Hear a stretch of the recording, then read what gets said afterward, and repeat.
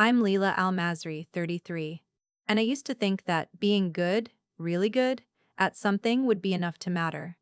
Not flashy, not loud, just meaningful.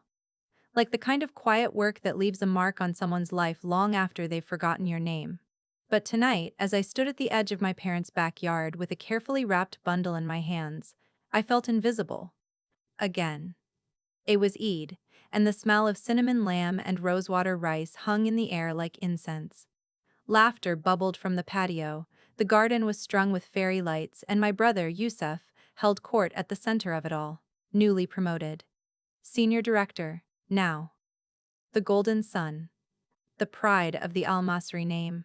I walked up the stone path with a smile stitched onto my face, gift pressed close to my chest, and a quiet hope that, maybe, just maybe, this time someone would ask about me. Not the usual, still teaching? Not the teasing jokes. Just a simple, genuine, "How are you, Leila?" Instead, my father caught sight of me and opened his arms, not for me, but for the man of the hour. Yusuf. My son. The true legacy of this family, he boomed, raising his glass of mint tea in a toast. The crowd responded on cue, applause, laughter, proud smiles. I stood 5 feet away, holding my bundle of letters like a forgotten coat. I found my place at the table, between my cousin Miriam and Uncle Samir. They were already mid-story about some client Yusuf had landed. I added a nod, a chuckle where it felt right, tried not to look like I was rehearsing a line I'd never be asked to say. The bundle in my lap grew heavier with every compliment lobbed across the table. When the main course was served, my father stood again. To Yusuf, he said, who carries the name Al-Masri into boardrooms and beyond, "We are all so proud." He didn't glance my way. Not once. I swallowed my smile and reached for the glass of water I hadn't touched. My fingers trembled slightly, a twitch only I noticed. Or so I thought. Nadia, my mother, reached under the table and gently squeezed my hand. No words, just pressure and warmth. Her fingers lingered, anchoring me. Her eyes met mine and didn't look away. I saw it in them. The sadness, the knowing. She saw me. When dessert came out, I finally stood. "I brought something," I said, holding up the bundle. The laughter quieted just a little. "It's a gift. Letters from former students. Some of them, well, they wrote about how their lives changed in my classroom." Yusuf leaned over and pulled one out. He grinned, reading aloud in a mocking sing-song voice. "Ms. Al-Masri believed in me when no one else did." "That's cute." A few chuckles. Someone murmured, "Kids say the darndest things." I smiled too tightly. My cheeks ached. My hands were shaking now, just slightly, just enough. No one asked how I'd collected them. No one asked what it meant to be remembered by someone you taught 5 years ago. Instead, my father lifted his glass again. "Soon, Yusuf will buy us all houses," he laughed. "Our boy, the provider," the crowd roared. I sat down. The bundle of letters rested untouched in front of me, a relic from a world they couldn't see value in. I nodded along with them, smiled, laughed once at a joke I didn't hear, then quietly excused myself and slipped inside. Because of course this is how the night would go. And still, I had brought them a legacy.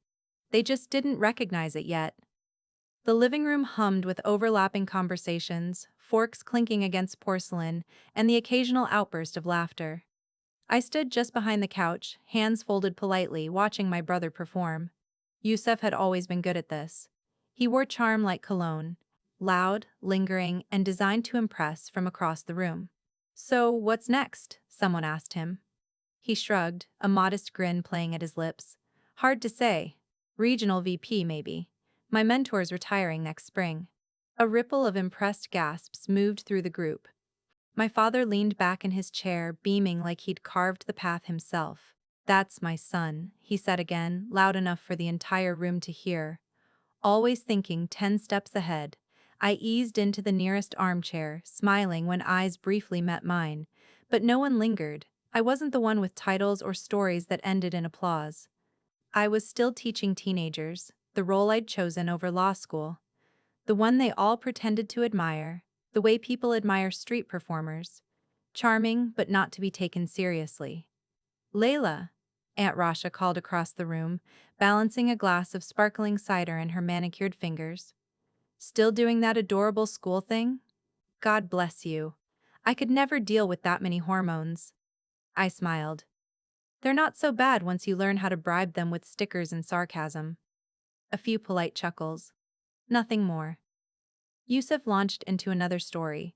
Something about a client dinner in Dubai and how he'd had to negotiate like a lion to secure the deal. I sipped my water, my mind wandering back to a hallway outside a classroom where one of my students had pulled me aside and whispered, "Thank you. No one's ever said I could do anything before." But of course, that kind of thing doesn't come with a LinkedIn update. Leila always had such a soft heart, my father said suddenly, gesturing toward me with his glass. Too sensitive for law. But that's okay. Not everyone's built for pressure. The room laughed with him. I didn't. Not this time. Nadia's gaze found mine again. She didn't smile. Her eyes said, "I see you." And for a second I felt less alone. But it passed. It always did. Yusuf reached for another letter from the bundle I'd brought and read it aloud in a mocking falsetto. "You're the reason I stayed in school, Ms. the Seto. Al-Masri. I want to be a teacher now, too." He laughed. Man, kids say anything when they're trying to pass finals. I looked at my hands. They were folded neatly in my lap, but the knuckles had gone white. "That's enough, Yusuf," Nadia said softly from across the room. He paused, surprised. Then shrugged, setting the letter aside. "Just joking, Mama." But the moment had already sunk in. The letters lay on the coffee table like crumpled currency from a country no one else believed existed. I leaned back in my chair and turned my gaze toward the window, letting their voices blur into one indistinct hum.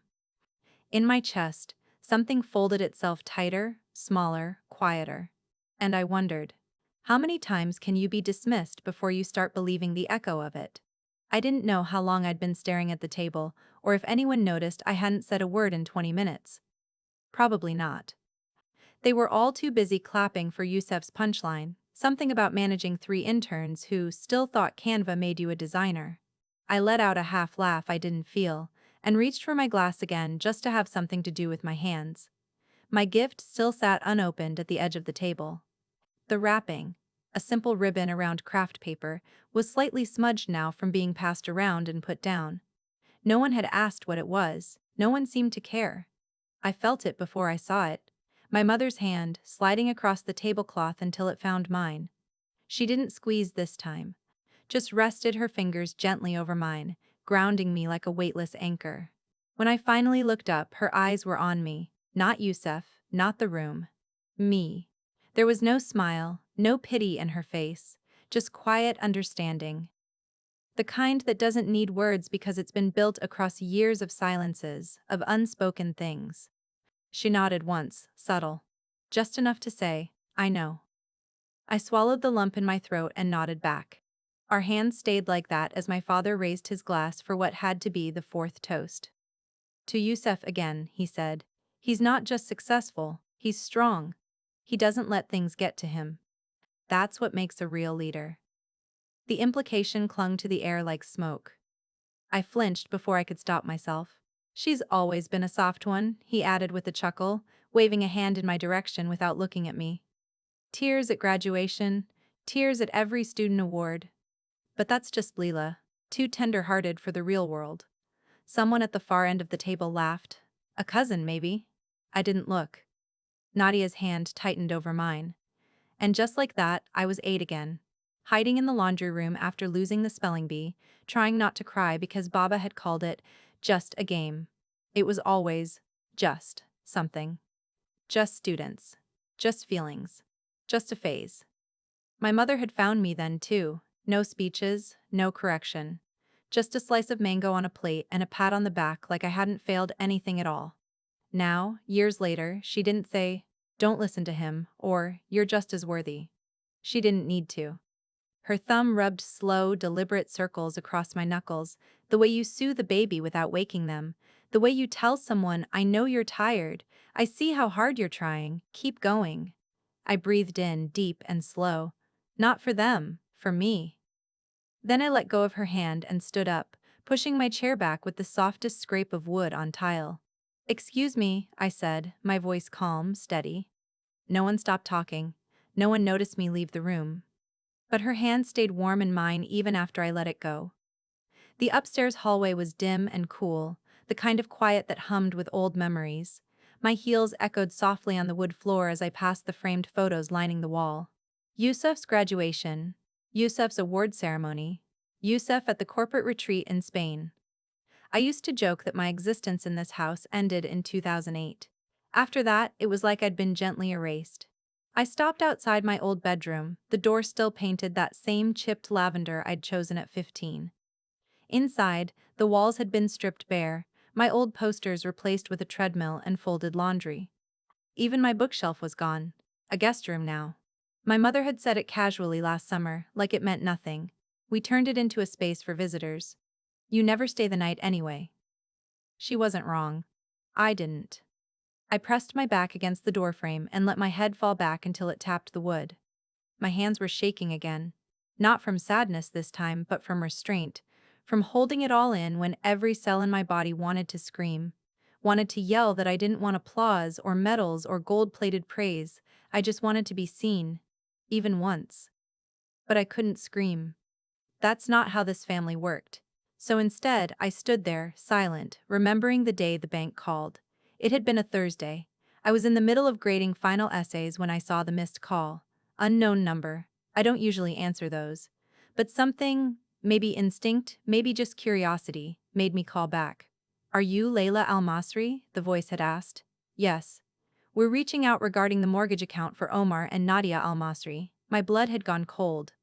I remembered driving to the bank straight from school, still in my lanyard and flats, hair frizzy from classroom humidity. I remembered sitting across from a man in a tight blue suit who told me, kindly but firmly, that foreclosure was weeks away unless something changed. The words sat heavy in my throat for days. So I'd change something. I used my teaching bonus, every cent of it, and then more. From my savings, my emergency fund, the little pot I'd been growing for, maybe a down payment someday, maybe a vacation, maybe a future. "Don't tell them," I told my mother after it was done. "Please." She'd protested at first, but I was firm. Let them keep their pride. Let Baba keep thinking he holds this house up on his shoulders. And that was the quiet promise I made. No one needed to know. I didn't want their praise. I just didn't want them to lose the only place that ever felt like home, even if it stopped being mine. But standing there now, I wondered how long I could keep holding that weight without dropping it, how long I could let them ignore the truth of me and pretend I was just background. I reached into my purse and pulled out one of the letters. Just one. It was folded neatly, edges worn. From a girl named Marwa. "You saved me, Miss Al-Masri. You were the first adult who didn't make me feel small." I ran my fingers over the words, then folded it again, placing it back like a talisman. Maybe I wasn't their legacy. But I was someone's. By the time I walked back into the dining room, dessert had taken over the table. Sticky date cake, orange blossom custards, a pistachio tart in the center that had already been carved into with perfect surgical precision. I slid into my seat quietly. No one asked where I'd gone. My father was laughing about something Yusuf had said. I didn't catch the joke, just the echo of it. The punchline didn't need me. They never do. "I brought something," I said suddenly, louder than I meant to. The laughter faltered. Forks clinked. All eyes turned to me like I'd stood up on the table. I picked up the bundle I'd brought in earlier, untying the ribbon slowly so my hands wouldn't shake. "These are letters," I said. "From students." From former students. I've been teaching for over 10 years, and I asked them to tell me something they remembered, something they carried forward. Yusuf leaned back in his chair, raising an eyebrow like I'd just pulled out a scrapbook of napkin doodles. "They wrote things," I continued, "about college acceptances, about surviving grief, about not giving up. And they said I helped them, just by being there." I looked at my father. I know it's not the kind of success that comes with a business card or a new car, but it's mine. This is what I've built. I passed the bundle across the table. It landed in front of Yusuf, who opened the top letter with the dramatic flair of someone about to read a wedding toast. He read aloud in a high-pitched voice. Ms. Al-Masri, you changed my life. I want to be a teacher just like you. He chuckled, then glanced around. That's cute. Very Dead Poets Society. A wave of laughter rolled across the table. Kids say stuff like that all the time, he added, brushing it off like lint from his sleeve. It's sweet, though. I smiled.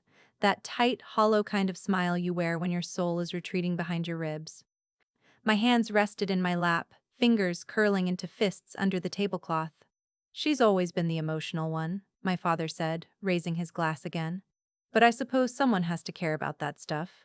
Another toast. Another round of congratulations for Yusef's job title, his bonus, his big, important world. The bundle of letters sat untouched after that. Like a mistake no one wanted to admit had happened. I looked at the faces around me, smiling, nodding, eating. Not one person met my eyes. Not one person said, "That's beautiful," or "That's enough." So I stood again, slower this time. "I'm going to help with the dishes," I said. No one tried to stop me. I walked toward the kitchen, carrying my silence with both hands. And this time, I didn't look back.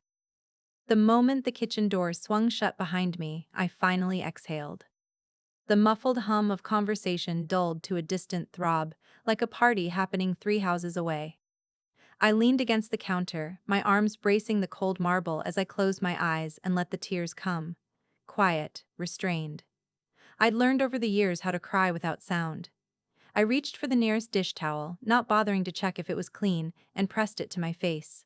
My whole body vibrated with embarrassment. Why did I even bring those letters? Why did I think this year would be different? I could still hear his voice. That's cute. God. I wanted to disappear. Or at least dissolve into the scent of cardamom and burnt sugar still lingering in the air. The back door creaked open and clicked shut again. I didn't turn around. Didn't need to. I knew the weight of her footsteps by heart. The quiet, deliberate shuffle of someone who never rushed unless someone was bleeding. Nadia stood behind me for a long moment. Then the cabinet opened. The glass clinked gently against the counter.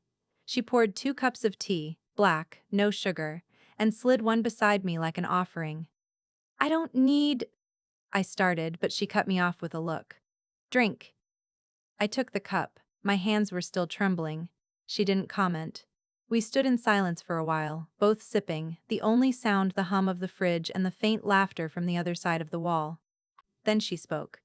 You remember when you were 15 and you wanted to donate your birthday money to that orphanage in Amman? I blinked. Yeah. Your father told you it was foolish, said money was meant for something useful. You cried for 2 hours. I remember, I said, voice dry.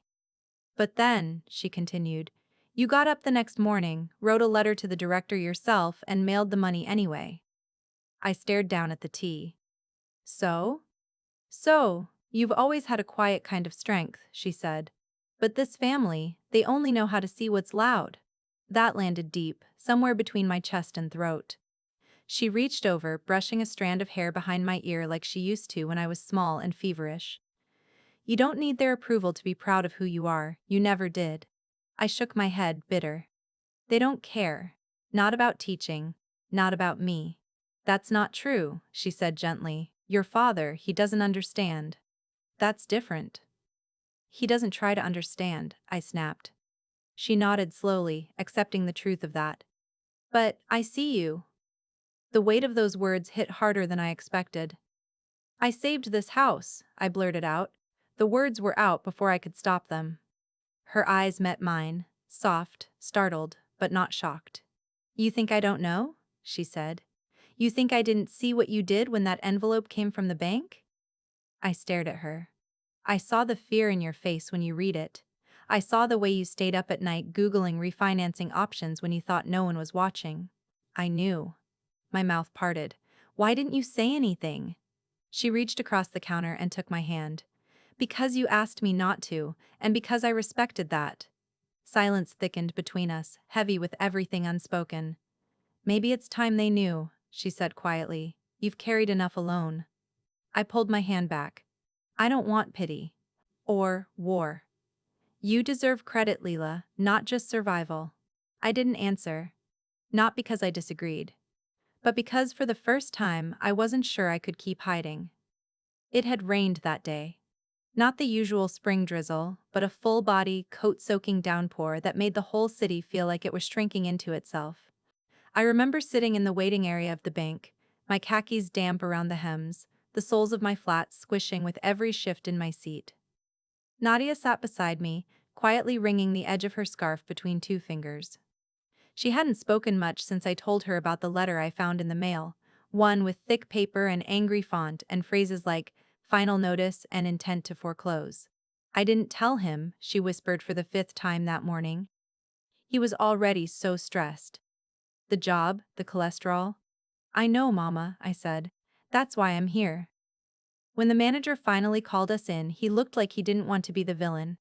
Middle-aged, balding slightly, with a strained smile that suggested he'd had this same conversation too many times this week. "We're looking at a 60-day window," he said, gesturing toward a folder of papers. "After that, it moves to collections. At that point, I won't be able to help." Nadia's hands were in her lap now, still and small. "There must be a mistake. We've always paid something." The manager sighed. "Something, yes, but not enough to meet the adjusted rate after the second refinance." I could hear my heartbeat, not metaphorically, literally. A thump in my ears, heavy and hollow.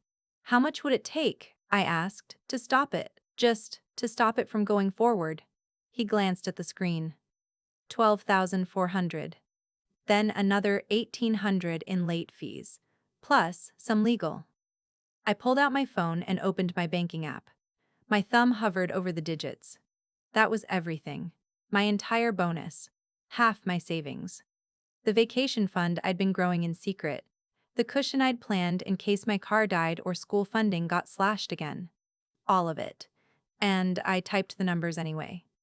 When the transaction cleared, the bank manager's tone changed. He straightened in his chair, folded his hands with more respect. "Ms. Al-Masri," he said, "you're the real backbone of this household." Nadia flinched, like the compliment was a slap. I shook my head. "Please don't tell them." "My father, he wouldn't take it well." "Understood," he said, voice lower now. "But just so you know, you did a good thing. You saved their home."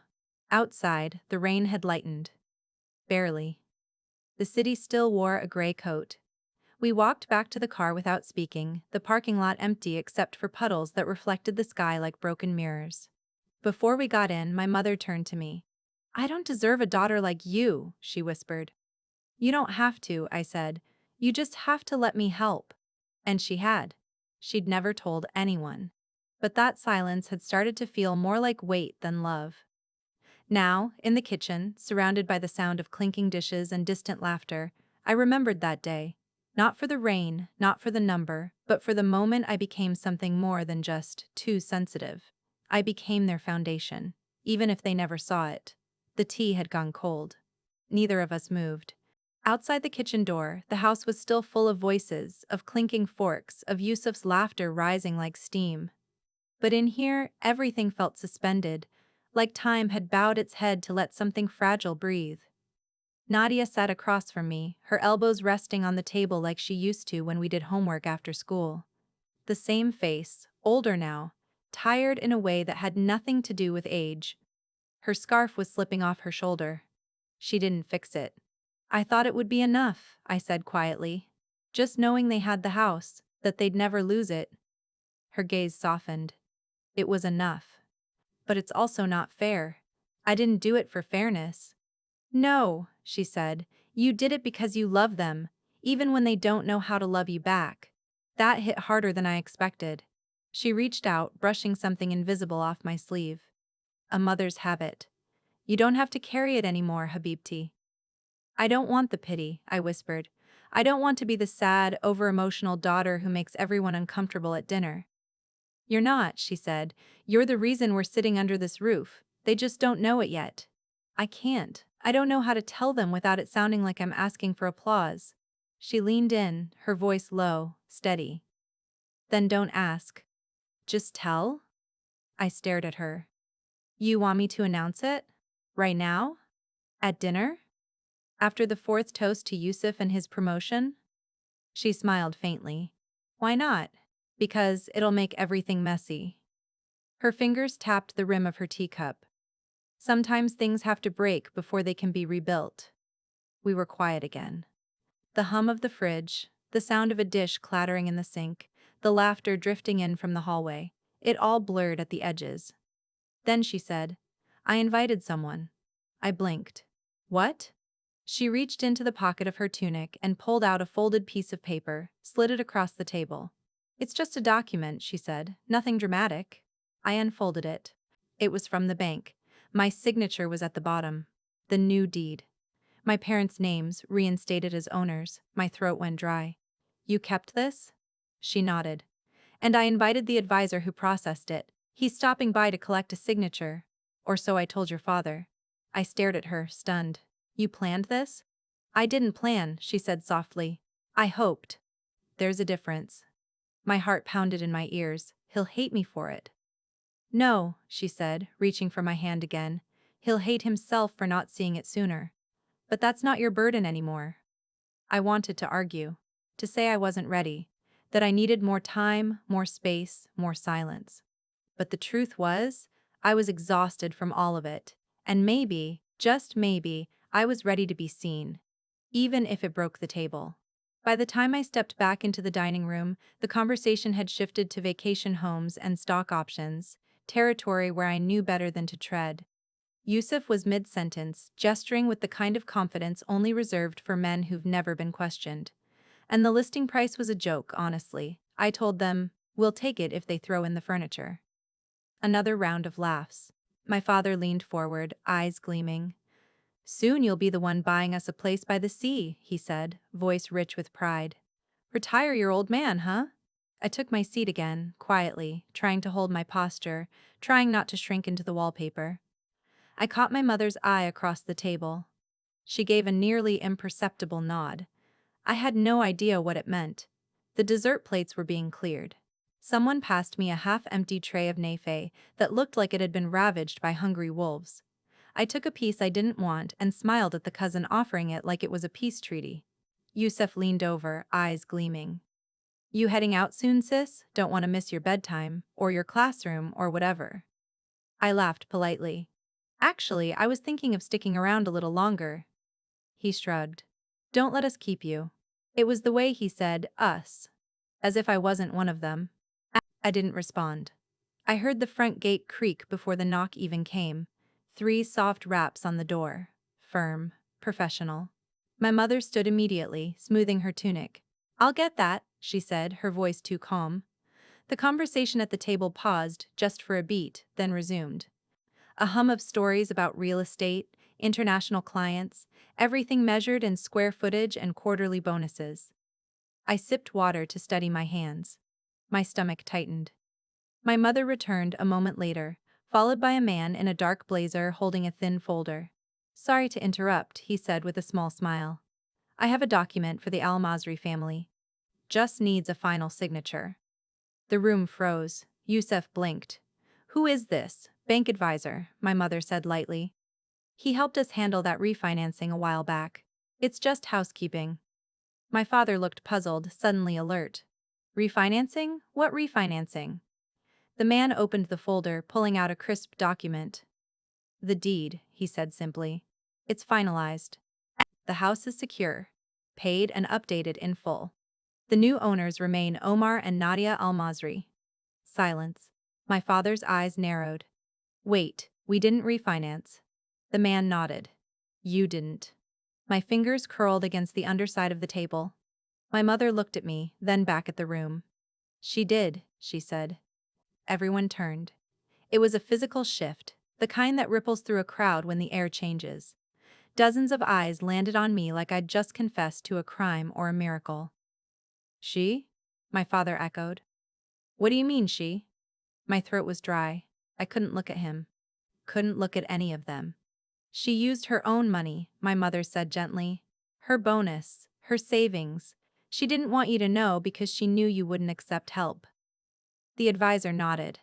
"It was one of the quietest, cleanest negotiations I've seen. She handled everything." The room had gone so still I could hear the soft whir of the ceiling fan overhead. Yusef's mouth opened, then closed. My father looked like someone had pulled the ground out from under him. I sat there, frozen, terrified, and somehow freer than I'd ever felt. This wasn't the plan, not mine, but it was done. And now? They knew. No one moved. The advisor glanced around, clearly sensing he'd walked into more than a signature drop-off. He placed the folder gently on the table, gave a polite nod to no one in particular, and quietly excused himself. The front door clicked shut a second later, sounding louder than it should have. I still hadn't moved. My hands were folded in my lap, my eyes fixed on the rim of my empty glass. I felt like I was watching it all from across the room, like my body had stayed behind and my soul had taken the nearest exit. She asked me not to tell anyone, my mother said quietly. She did it to protect your pride. My father blinked. His voice, when it came, was low, disoriented. She paid off the house? With her teaching bonus, my mother said, almost like an apology. And her savings. The table remained still, like someone had hit pause on the entire scene. Yusuf's face had lost its glow. He looked like a man realizing he'd been performing on the wrong stage for an hour. But why? He asked. It wasn't mocking. Not this time. I finally looked up, straight at him.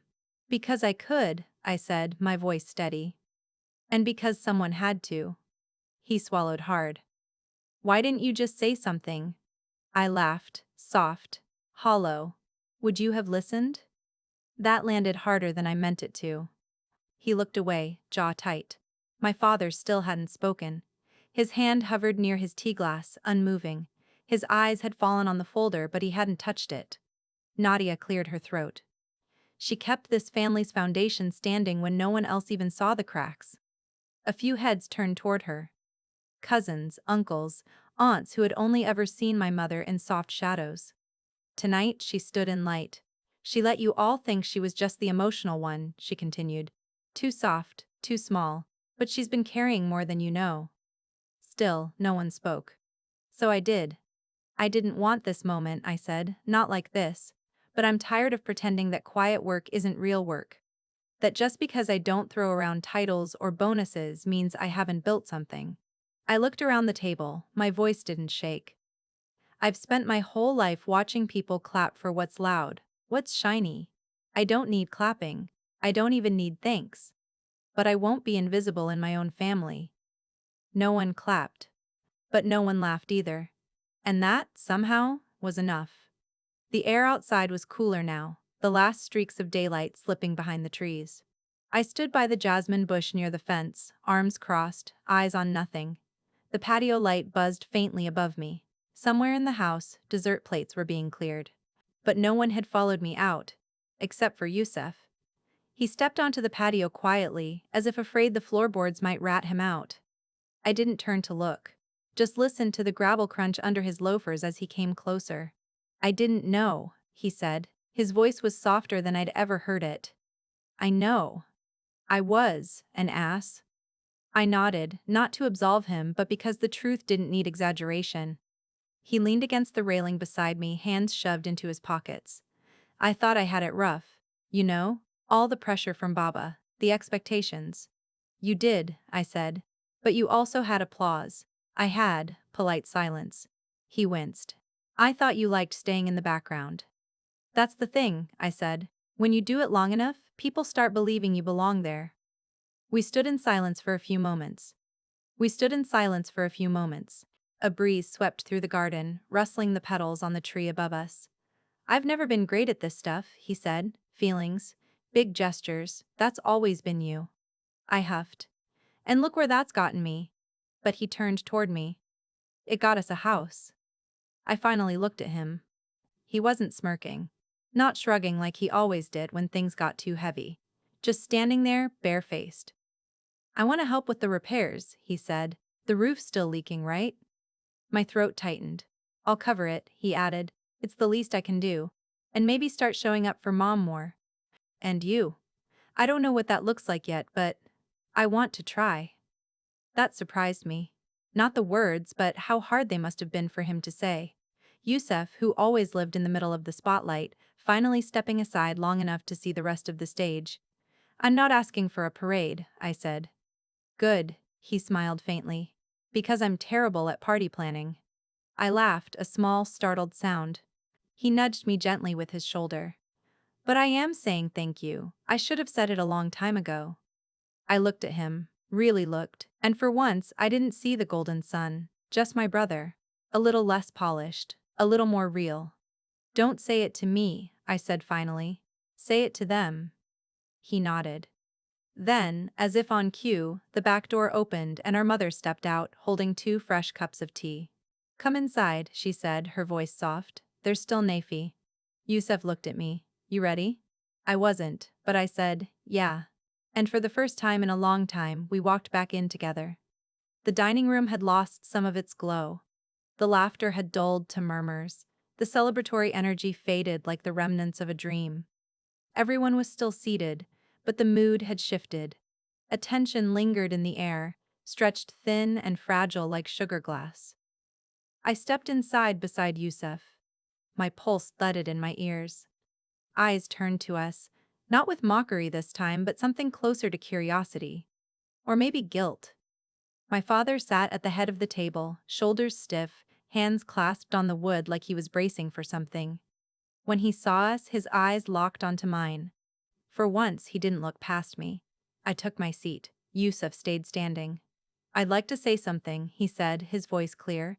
Every conversation stopped. He turned to our father. "Leila saved this house. She didn't do it for praise, but she deserves it anyway. And she deserves more than that, respect. A seat at this table where people don't just joke about her work but see it." Omar al-Masri looked up slowly. He seemed older than he had an hour ago. Or maybe just quieter. Yusuf sat down beside me. Then my father stood. That alone was enough to silence the room. He picked up his glass, untouched since the announcement. His eyes moved from face to face, then settled back on mine. "I was wrong," he said simply. The air went still again. "I was wrong to measure worth in promotions and paychecks.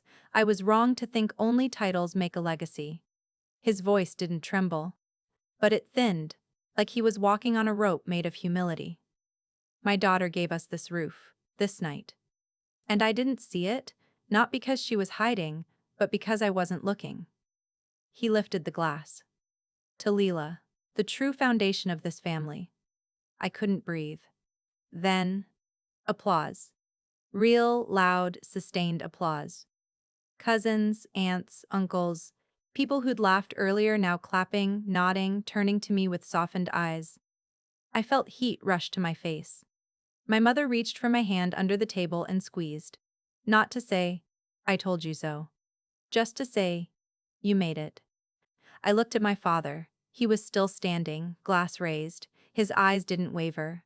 I nodded once, not trusting my voice. And then I exhaled.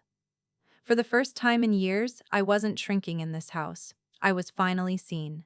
The next morning, my apartment felt different. Nothing had changed physically. The same sun-bleached rug, the same overwatered plant by the window, the same chipped mug with the world's okayest teacher slogan, but something had shifted in the walls. Or maybe just in me. I sat cross-legged on the floor, a cardboard box open beside me. The letters. Still folded, still creased at the edges from too many rereads. Each one written by hands that once fidgeted at desks I used to stand beside. Names I remembered, faces I hadn't seen in years. Words that saved me, more than once, from disappearing into doubt. I laid a few out in front of me. "You didn't give up on me when I gave up on myself. Because of you, I applied to college. No one else ever told me I could. You made me feel like my voice mattered." I read them again, slower this time. Not for validation, not for proof. For remembrance. I pulled out the simple black frame I'd bought weeks ago and never used. I slid 3 of the letters inside, smoothing them gently with my palms. They fit perfectly. Like they'd been waiting. I hung them just inside the front door, across from the coat rack, next to the light switch. No one would see them but me. And that was enough. They weren't trophies. They weren't flashy. They were my foundation. My phone buzzed. It was a text from Marwa, one of the students who'd written me 5 years ago. Saw you tagged in a photo at Eid dinner. Still the best teacher ever. Just thought you should know. I smiled. Not the polite, tight smile I wore at family events, a real one. Because I'd spent so long thinking I was too sensitive, too quiet, too much of something that didn't fit the family mold. But the truth was, I was never weak. I was powerful in ways they just didn't know how to measure. Not until now. I stood in the middle of my apartment, sunlight spilling through the windows, warming the letters on the wall. I traced one of the lines through the glass with my fingertip and whispered aloud to no one, "You're welcome."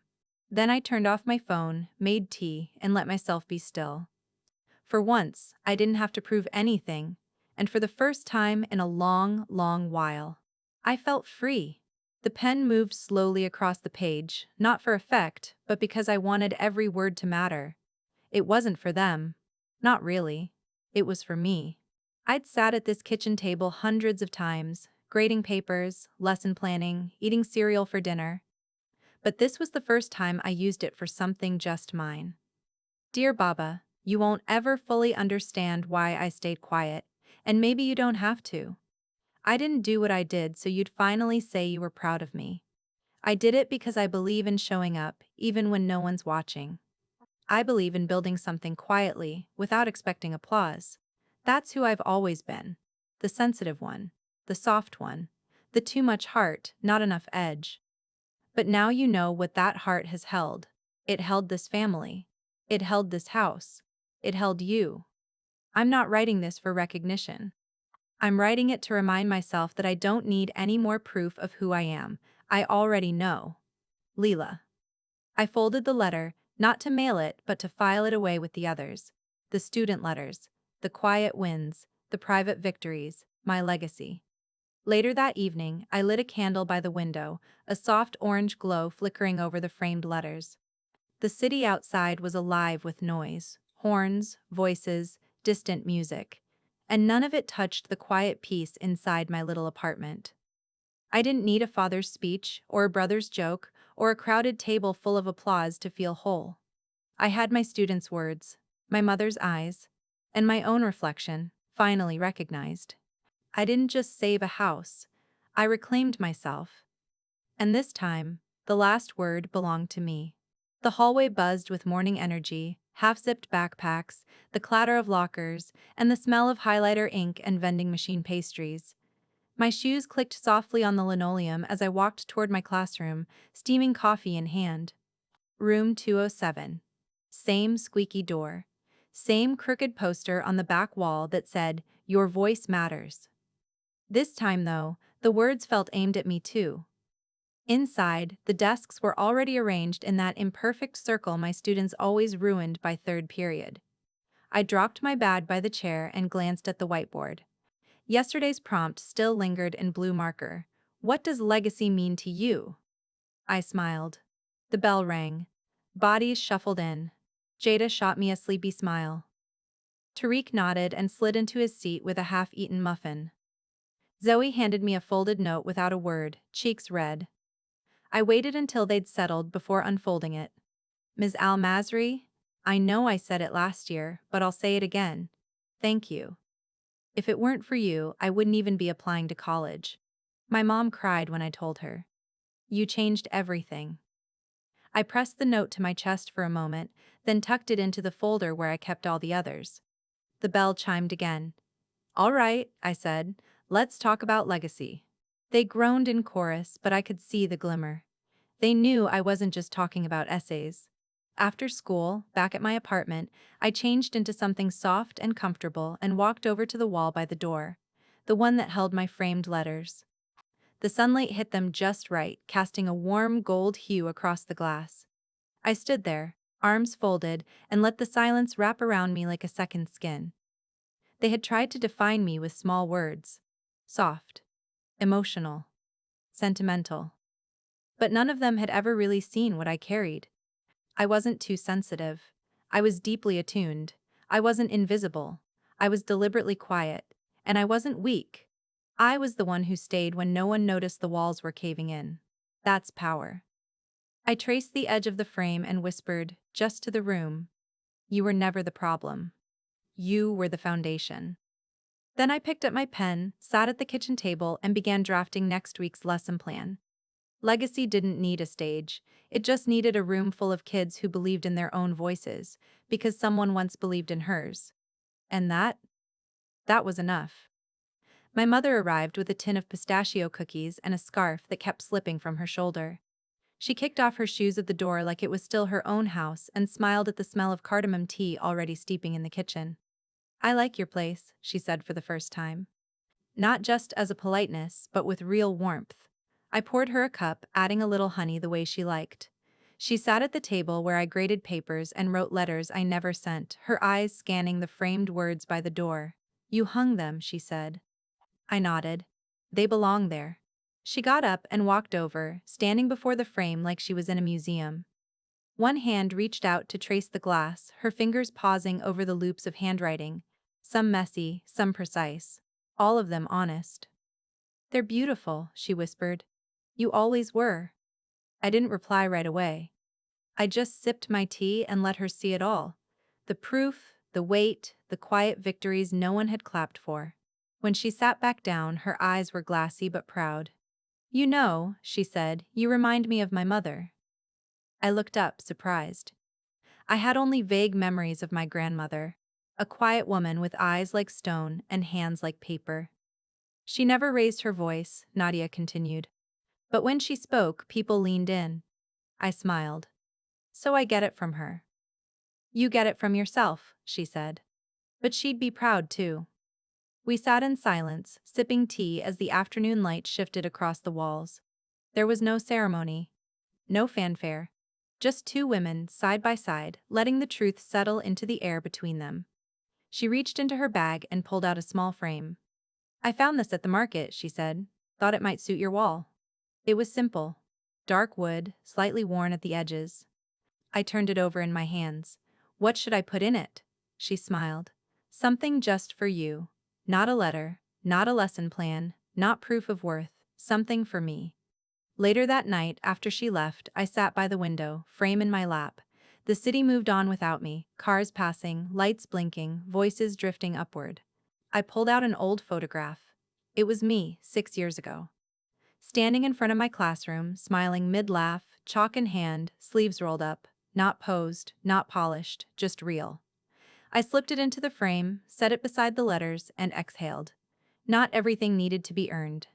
Some things just needed to be remembered. The bell above the door chimed as I stepped into the bookstore. The familiar scent of paper and dust wrapped around me like an old blanket. Comforting, imperfect. I wasn't here for anything in particular. Just space. Just quiet. Just shelves and pages that didn't ask for anything but time. The store was nearly empty, sunlight filtering through the high windows in slanted beams. I ran my fingers along the spines, titles whispering past, memoirs, essays, poetry, my kind of aisle. Halfway down the nonfiction row, I froze. There it was. Small Revolutions, by Marwa Issa, her name. My student. The girl who once slipped a note into my desk that said, "You see me." My fingers trembled as I pulled the thin paperback from the shelf. The cover was simple. Gray, with a single line drawing of a girl standing in the middle of a chalkboard swirl. I flipped to the acknowledgements. And there, tucked between names I didn't know, was one I did. To Ms. is H. Al-Masri, who taught me that being seen is the first step to surviving. I blinked hard. Swallowed the lump forming fast in my throat. I hadn't spoken to Marwa in years. She'd graduated, disappeared into the world, and now here she was. Or rather, here was the echo of what we built in that cramped classroom. A ripple that had traveled farther than I could have imagined. I carried the book to the register, hands shaking. The clerk glanced at the title and smiled. "That one's beautiful. Hits you right in the chest." I nodded, unable to speak. Back home, I placed the book next to the frame of letters. It looked right there, part of the story. A new branch growing from the roots I'd spent years watering with late nights and quiet sacrifices. Not everyone sees what teachers build. But sometimes, if you're lucky, the world holds up a mirror when you least expect it. And you catch a glimpse of the legacy you weren't sure was real. Not loud, not shiny, but permanent, like letters framed on a wall, like a student's book on a shelf, like your name etched quietly into someone else's beginning. I sat down at my table, opened the book, and started reading, page after page, line after line. And somewhere between chapter 2 and 3, I realized I wasn't waiting to be recognized anymore. I already was. The front door creaked open, same as always, but the house didn't feel quite the same. It had only been a few weeks since Eid dinner, since the silence shattered and the truth slipped into the light like water through a cracked ceiling. And yet, somehow, everything was different. There were still the same photo frames on the hallway wall. Yusef in his cap and gown. Yusef at his company gala. Yusef shaking hands with someone in a suit I couldn't name. But as I moved closer to the dining room, I saw something new. Between his business trip and his graduation photo, a smaller frame had appeared. Simple wood. Mate finish. And inside it, a candid shot of me. It was the one from my classroom, laughing, mid-sentence, chalk dust on my sleeve. The one I'd tucked away in my apartment. The one my mother must have quietly taken and copied. Underneath, a small brass plaque read, Leila al-Masri, the teacher who built foundations. I stood there frozen. My father's voice called out from the kitchen. Come in, Leila. Dinner's almost ready. I turned slowly, stepping into the dining room. He was there, apron tied over his shirt like he'd tried to help. My mother stirred a pot on the stove. Yusef leaned against the counter, sleeves rolled, eyes soft when they met mine. No fanfare, no speech, just space. A place. Did you put that up? I asked. My father cleared his throat. Your mother did, but I agreed. He set down a bowl of rice. It belongs there. I nodded. Not because I needed permission, but because it felt like something that had once been buried was finally being unearthed. We ate dinner the way families do when they're trying again. Awkward at first, then warm. The edges weren't smooth yet, but they weren't jagged anymore either. Afterward, I stood alone in the hallway one last time, looking at that photo. It didn't erase anything. The years of being overlooked. The words never said. The nights I doubted if any of it mattered. But it reframed them. Literally. And sometimes that's enough. I reached out and straightened the frame by a fraction of an inch. Then I smiled. A real one. Because in this house, on this wall, in this family, I was finally home. The microphone wobbled slightly as I adjusted it. The auditorium lights were warm but not blinding. Rows of folding chairs stretched out in front of me, filled with teachers, students, parents, and community leaders. People I didn't know. People who didn't know me. Not yet. I hadn't planned to say yes when they invited me. The email had come 2 weeks ago. We'd be honored if you'd speak at the annual educators panel. Share what teaching has meant to you. At first, I laughed. I'd spent years trying not to speak up.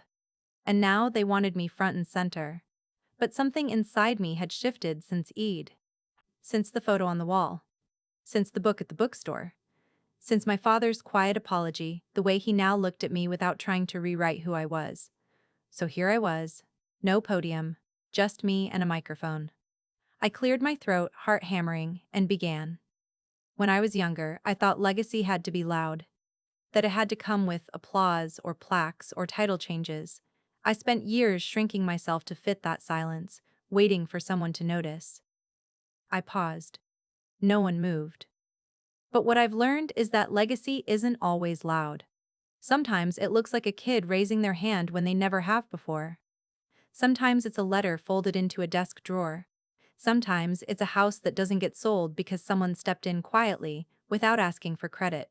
I looked around the room, so many faces, watching without judgment. I'm a teacher. I build things no one claps for. I stay long after the bell rings. And I've learned that you don't have to be visible to be invaluable. My voice didn't shake. Not this time.